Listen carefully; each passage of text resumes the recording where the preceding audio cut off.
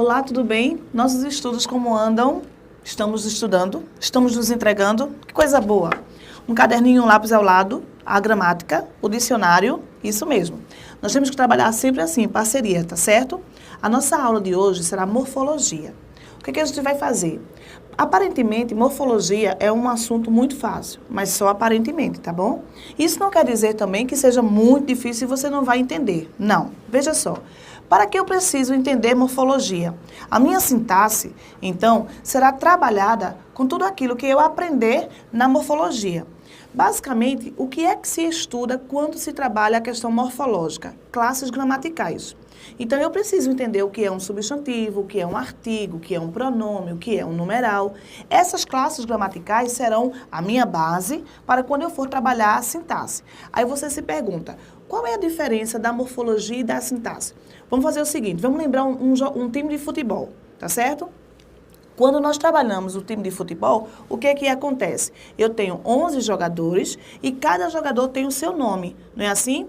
Seja ele, então, Homero, Dirlan, Romário, cada jogador tem o seu nome, certo? Então, o que acontece? Quando eu dou um nome a uma palavra, eu estou dando o nome do jogador. Preste bem atenção. Se eu atribuo um nome àquela palavra, então será o nome do jogador. O que acontece quando eu vou à sintaxe? O jogador, ele tem uma função. Isso quer dizer que o meu substantivo também exercerá uma determinada função. Por exemplo, se eu disser que meu jogador é Homero, qual é a função de Homero? Goleiro. Pronto. Isso aí, quando eu trabalho Homero, morfologia, função, sintaxe, goleiro, então, nós trabalhamos simultaneamente a morfossintaxe. Então, o que é que você vai lembrar? O que é a morfologia? É o nome do jogador. O que é a sintaxe? É a função do jogador quando ele entra em campo, tá certo? Quando nós também buscamos a relação morfológica, além de trabalhar o nome da classe gramatical, eu também tenho que trabalhar como é que aquela palavra é desenvolvida. Isso aí se chama estrutura de palavras. Essa estrutura de palavras vai ser, então, a minha construção para que eu venha entender, por exemplo, o que é um substantivo simples, o que é um substantivo composto, uma vez que eu preciso da formação, tá certo? Então, eu vou conhecer a estrutura e depois eu vou conhecer a formação. Ou seja, como é que aquele substantivo foi formado, como é que aquele adjetivo foi formado. Você se lembra da construção chamada de substantivo primitivo? Então, é justamente essa construção que me remete à formação das palavras. Substantivo primitivo, substantivo derivado. Por que aquele adjetivo é um adjetivo simples? Então, nós precisamos entender isso aí. Outra coisa, nós temos que trabalhar a morfologia sem esquecer o nome do jogador. Agora, o que é muito importante? O nome do jogador em sua função na relação sintática. Agora, quando eu trabalho esta função, esta relação, entra aí um processo chamado, então, de formação de palavras, processo através da derivação imprópria. Aí você tem que saber o que é essa derivação. E é isso que nós iremos aprender hoje também, tá bom? Então, vamos começar a aula. Eu vou escrever em minha lousa e você escreve em seu caderninho. Vamos lá? Material. Morfologia. Então, o que é que eu vou trabalhar com a morfologia? Primeiro, olha só. Estrutura e formação das palavras. Quando eu falo em estrutura, essa estrutura é a unidade, tá certo? Como é que a minha palavra é formada? Então, é a unidade. E essa formação é exatamente como é que esta unidade, atrelada a alguns elementos, me passará, então, as palavras, adjetivos, verbos, etc. Quando eu falo também em morfologia, eu trabalho classes gramaticais. E é exatamente aqui que eu vou aprender o nome do jogador. Olha só, substantivo, lá vem, ó, adjetivo, o outro, numeral, bem como verbo. Vixe, professora, eu não gosto de verbo não, mas tem que gostar. Advérbio. O que mais? Vamos seguir? Puxar a setinha para cá. Interjeição. Conjunção. ficar apertadinho, mas preposição. Além do nosso, vou puxar aqui, ó, bem pequenininho, pronome. Então, eu tenho substantivo, adjetivo, numeral, pronome, verbo, interjeição, advérbio, preposição e conjunção. São 10 as nossas classes gramaticais, tá certo? Então, o que é que você vai buscar entender nesse momento? Como é que aquele vocábulo é formado e, a partir dessa formação, como é que eu venho a classificar, tá bom? Continuando, material, vamos lá. Estrutura das palavras. Todo elemento que me dá origem a um vocábulo, eu chamo de elemento mórfico. Então, o elemento mórfico é cada unidade, tá certo? Então, olha só, eu tenho a palavra encapuzado. Primeiro passo, todo vocábulo, para ter origem, precisa de um radical.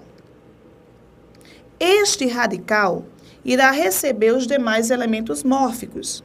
Neste caso, tudo aquilo que eu ponho antes do radical, eu chamo de prefixo. Neste caso, tá, gente? Neste caso, eu tenho aqui, então, após o radical, o sufixo, tá bom? Então, vejam só. Nessa unidade, no caso, encapuzado, nós trabalhamos apenas 3 unidades mórficas, 3 elementos mórficos. Eu tenho que entender, a princípio, o seguinte. A minha palavra tem uma origem através do radical. Isso aí eu não posso esquecer.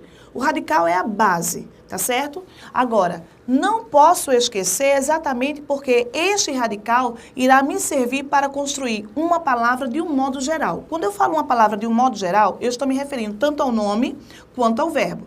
Então, o nome tem um radical e o verbo também tem um radical. Vocês lembram, em nossa última aula, a questão de ortografia, quando eu falei em verbos regulares e irregulares? Não é isso aí? Então, o que é que ele me diz? O verbo é chamado de irregular quando o radical não sofre alteração. Aí, o que é o radical? É a base. O verbo é chamado, então, de irregular quando esta base sofre uma alteração.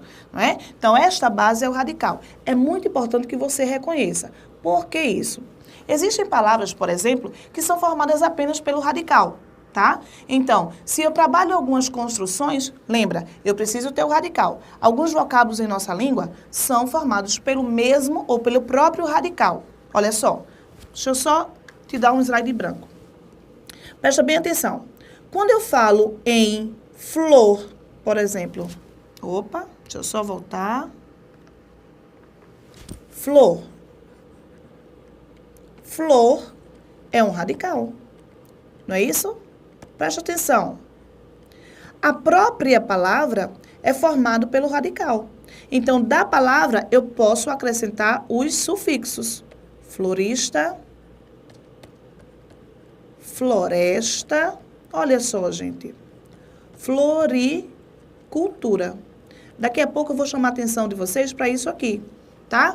Perceberam? O meu radical, então, já é a minha base e me dá origem para os demais vocábulos.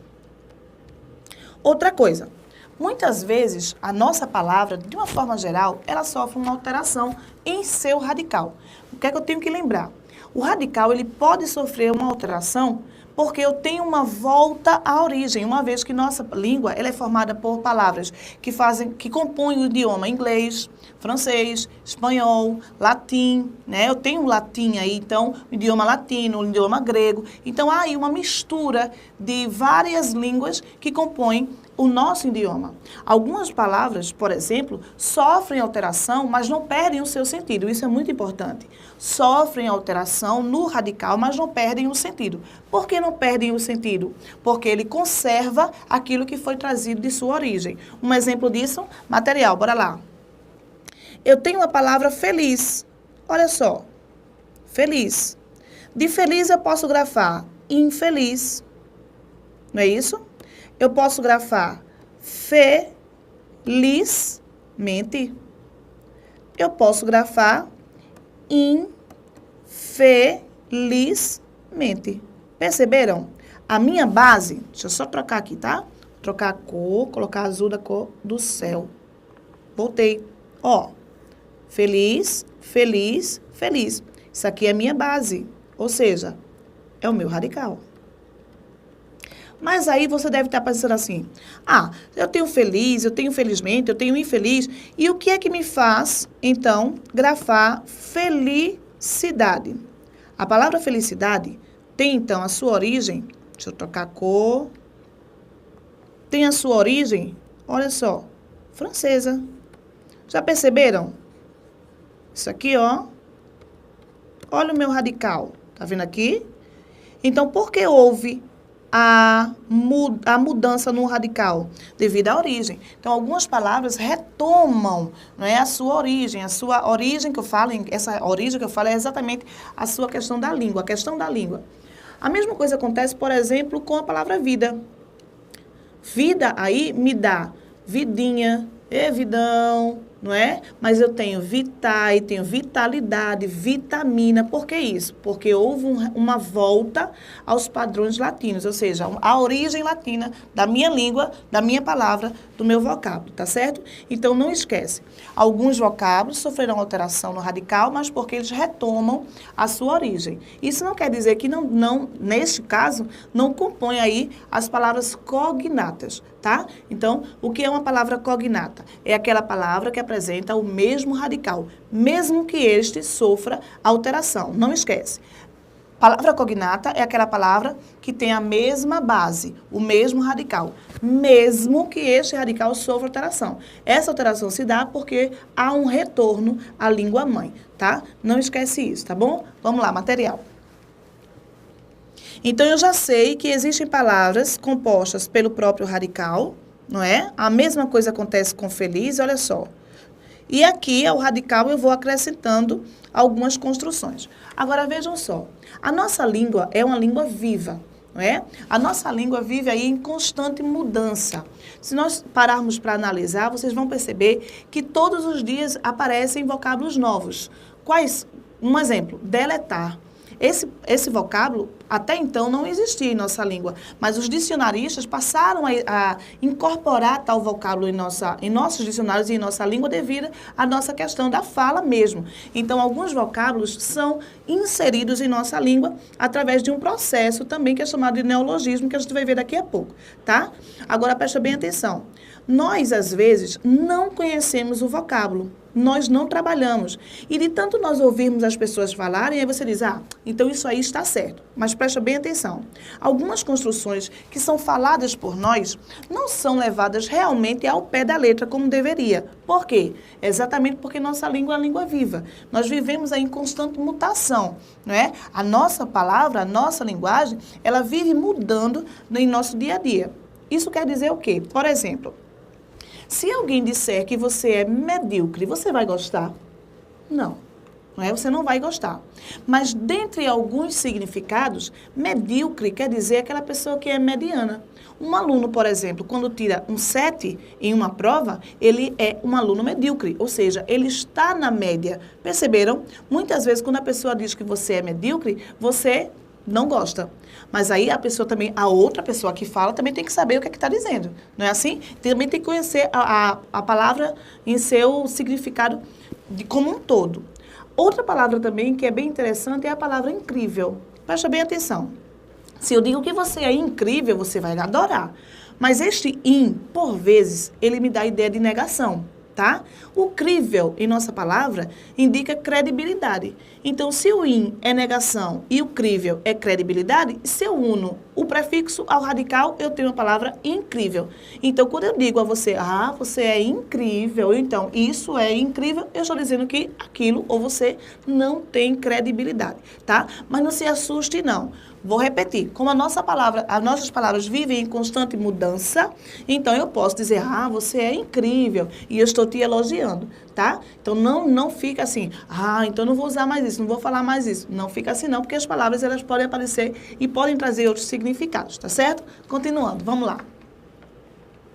Radical, olha aí, mais uma vez, o radical é a nossa base, não é? Então existirão radicais que formarão os nossos vocábulos. Estão aqui.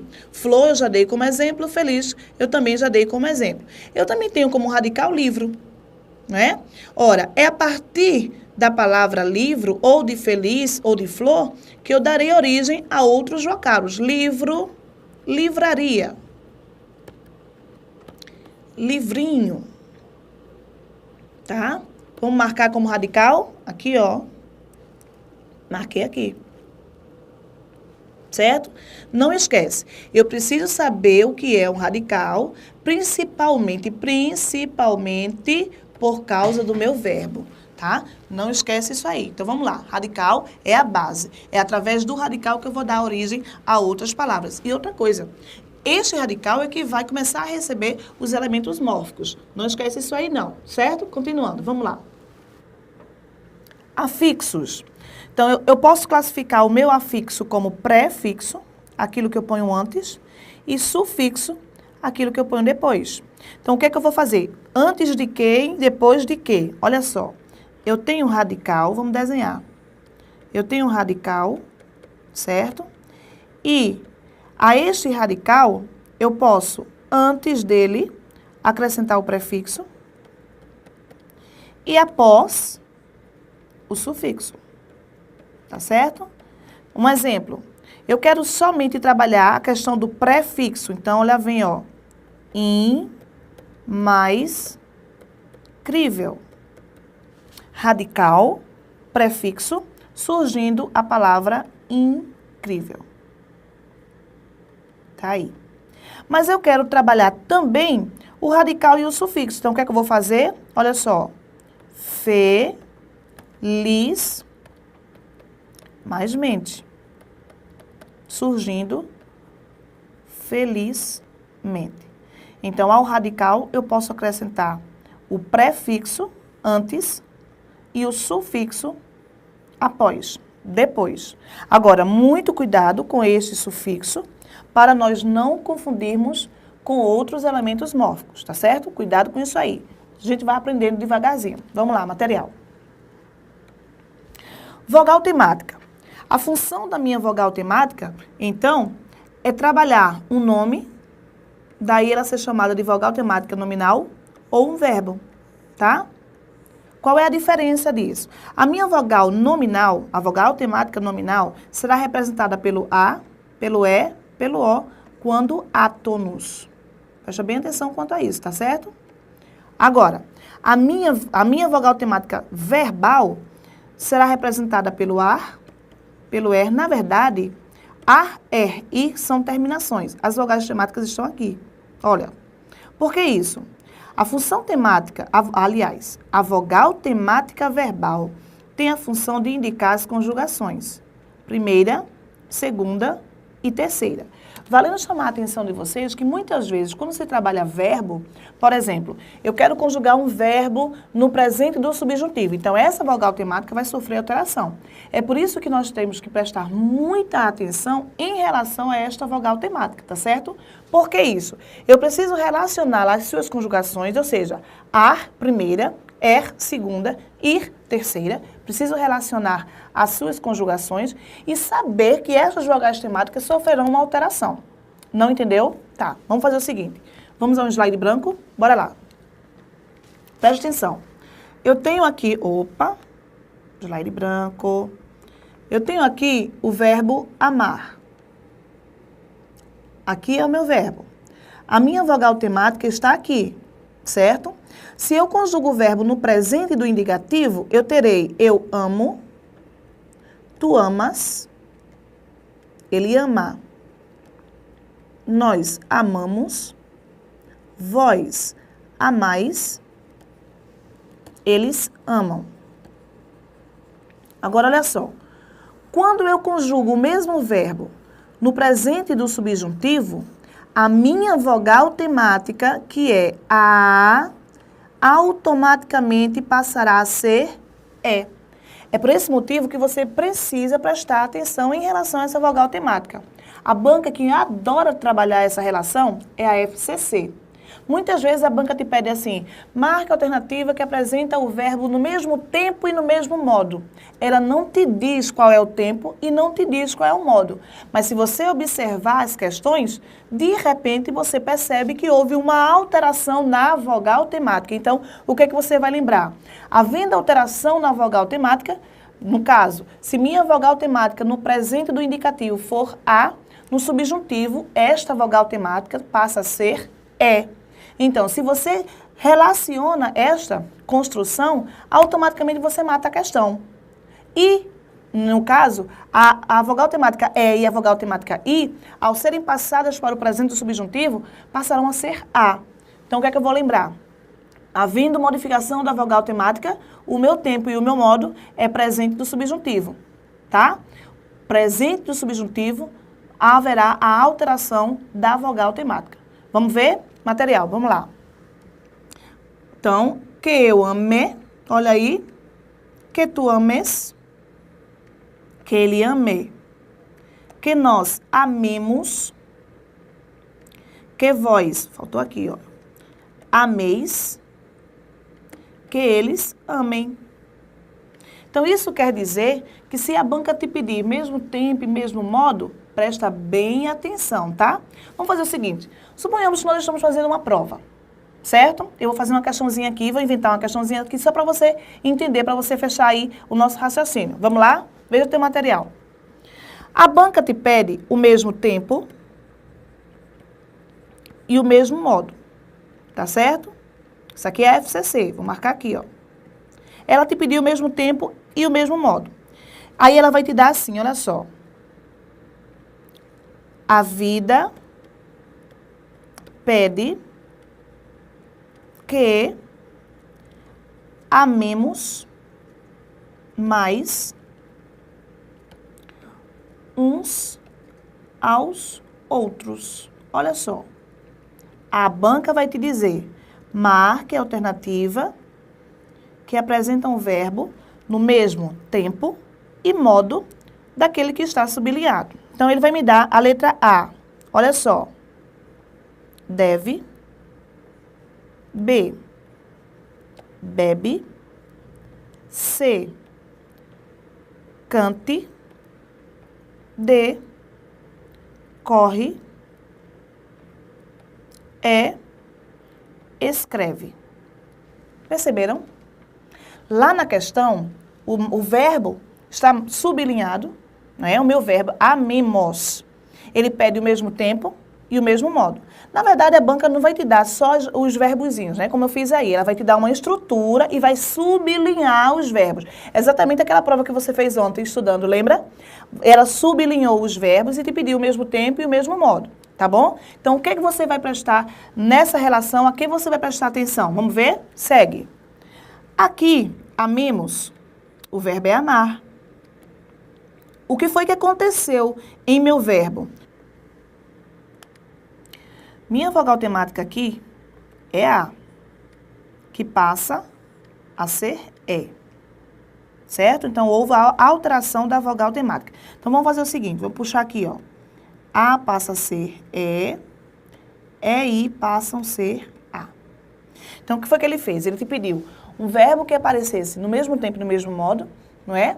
Aí você percebe que não precisa você pegar a sua prova e sair conjugando o verbo tudinho. Não precisa disso. Você vai conjugar todos os verbos em todos os tempos, não. É só você observar que houve uma mudança estratégica, ou seja, mudou-se o A para o E.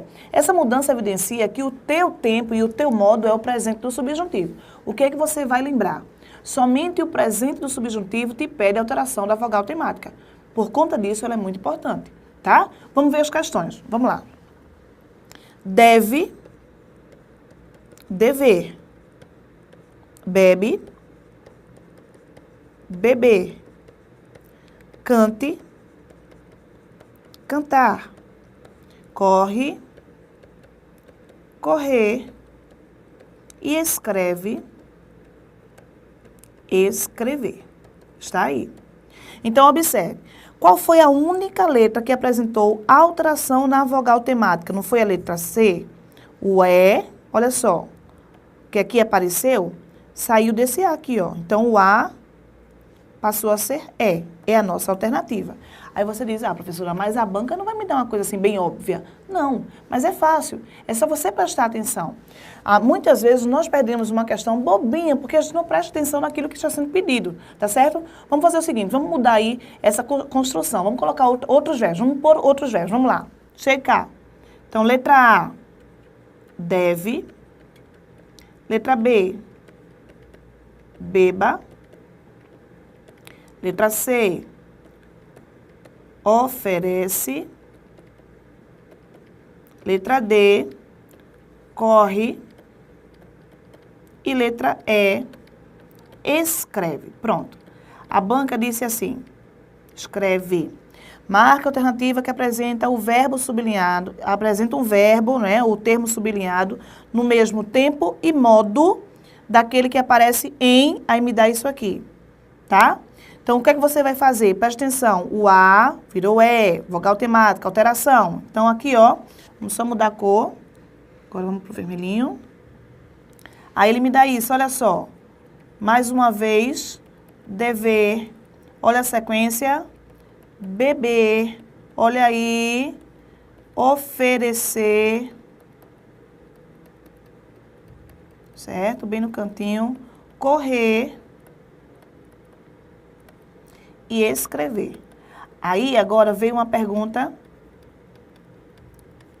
que diz o seguinte: por que a minha resposta é a letra B, uma vez que a questão me dá um A que vira E? Ele te pediu o mesmo tempo e o mesmo modo.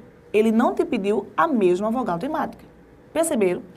Ele te pediu, marque a alternativa que apresenta o verbo sublinhado no mesmo tempo e no mesmo modo. Isso não quer dizer que venha a mesma terminação, ou seja, a mesma vogal temática. Se liga nisso, tá bom? Não é fácil? Então vamos continuar. Vamos lá. Desinências. Eu tenho, então, as desinências nominais.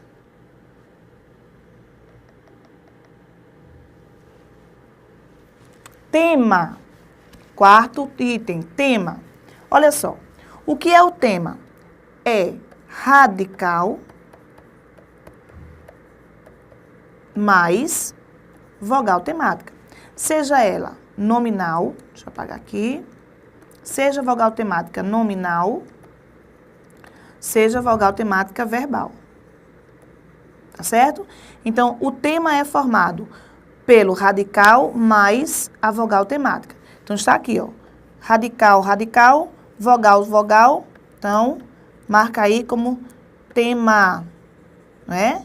De que forma isso acontece esse tema? Segue aqui em cima, olha, casa, radical mais desinência, perdão, radical mais vogal temática, melhor dizendo, livro, radical mais vogal temática. A mesma coisa acontece com os nossos verbos, continuando, ama, olha aí, bebe. Então, o que é o tema? É a união do radical mais a vogal temática, seja nominal ou verbal, tá certo? Vamos lá, continuando.